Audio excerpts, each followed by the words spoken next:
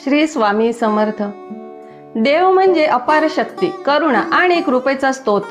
अनेकदा आपल्याला वाटतं की आपलं नशीब ठरलेले आहे, पण भक्ती, श्रद्धा आणि सत्कर्मामुळे देव मनुष्याचं भाग्य बदलू शकतो। हे बदल एका क्षणात होत नाहीत, परंतु भक्ताच्या निष्ठेमुळे आणि देवाच्या कृपेने त्यात नक्कीच परिवर्तन येते। जेव्हा एखादा मनुष्य संकटात असतो, निराश असतो, तेव्हा तो पूर्ण श्रद्धेने देवाचा आश्रय घेतो, त्याचे नामस्मरण करतो, प्रार्थना करतो, तेव्हा त्याच्या आयुष्यात सकारात्मक बदल घडू लागतात।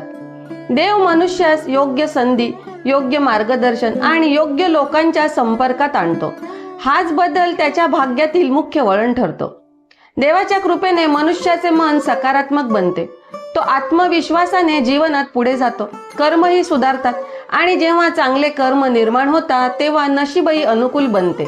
देव आपल्या पाठीशी उभा आहे ही भावना माणसाला मोठ्या अडचणीतूनही बाहेर काढते।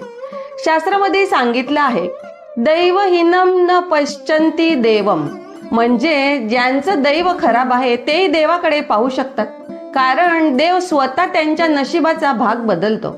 त्यामुळे देवावर विश्वास ठेवून प्रार्थना, नामस्मरण, सेवा आणि सच्ची भक्ती केल्यास देव मनुष्याचे भाग्य नक्की उजळतो।